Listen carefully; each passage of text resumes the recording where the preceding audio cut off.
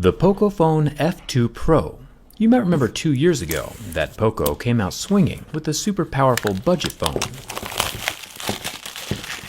priced at just $300. Pretty incredible. This year, with the Poco F2 Pro, Poco has turned down the incredibleness a bit by turning up the price point, sitting right around $500. So it's less of a budget phone this time around, but still worth taking a look at. The F2 Pro does include a case in the box. It's time to find out if this neon blue F2 is durable enough for you. Let's get started.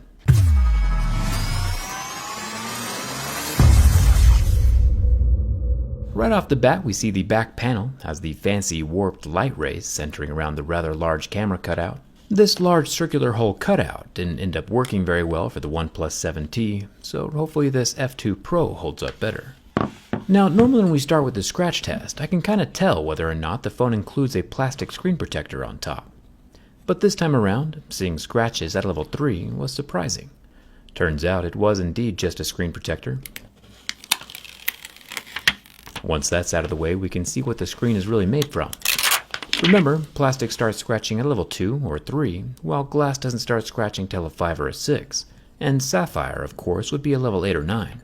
We haven't seen a sapphire smartphone in a really long time, so if you know of one that I should be testing, tell me down in the comments. This Poco F2 Pro scratches at level 6 with deeper grooves at a level 7. No surprises there. What is surprising, however, is that this $500 phone has no notch or camera cutout to be found anywhere. It's a seamless wall-to-wall display, and looks pretty fantastic. Even the plastic speaker grill slot is super thin, and won't be falling out on its own. But where's the camera? It's motorized. The little guy pops up right out of the top, like a daisy. Poco has even synchronized a little light show with the top edge of the screen, and lines it up with the LED bars on the side of the camera. The lens of the 20 megapixel sensor is made from glass, and doesn't like being scratched very much.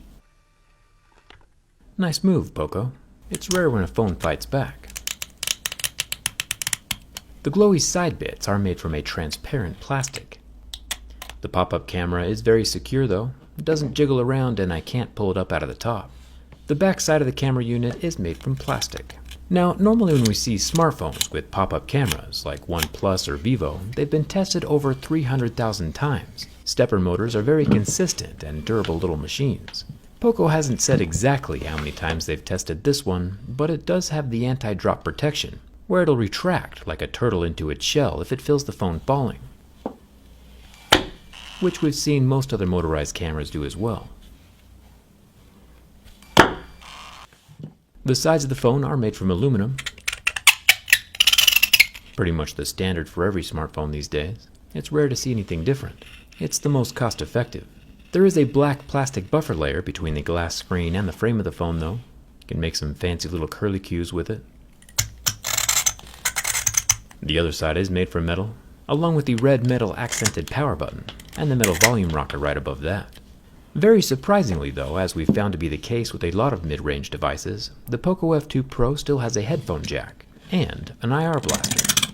Sometimes when you spend less money on a phone, you actually end up getting more features. No complaints here.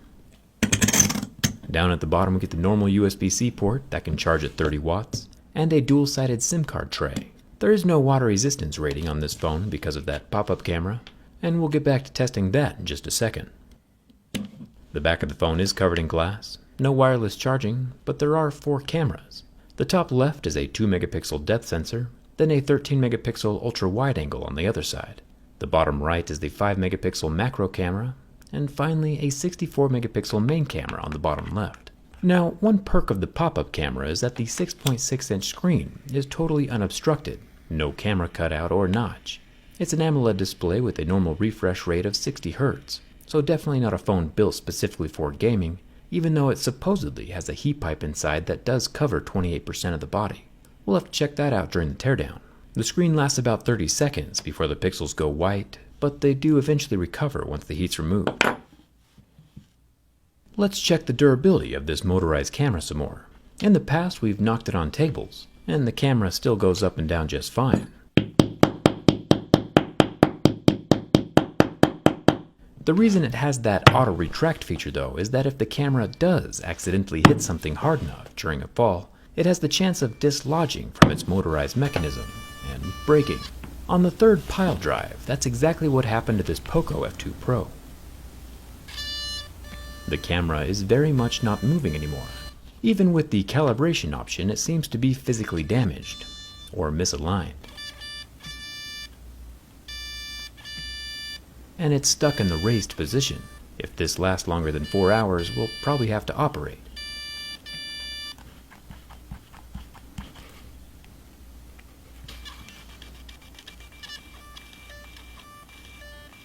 After enough times recalibrating the motor though, it does finally relearn its limits, and seems to mostly be back functioning like normal. Now it's time for the bin test. We haven't had a phone break in a long time, so it was surprising to hear a crack during the first bend. But after glancing over the front and back of the phone, the sound wasn't the front or back glass.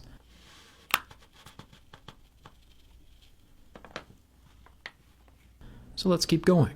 After a few more bends, there is still no structural damage, but this phone is definitely a fighter, attacking once again by pinching my finger. I kinda like the Poco F2 Pro. It survives my durability test. There is a massive international giveaway coming up on my channel with an absurd amount of phones. D-Brand and I will be sponsoring this giveaway, which means it'll be simple and very much available worldwide, just because you guys are awesome. So get ready for that. I'll post a video here on my channel about it, so you won't miss it. Also, here's an inside tease of the Poco F2 Pro. My teardown skin is linked down in the video description. It's quite possibly one of my favorites so far.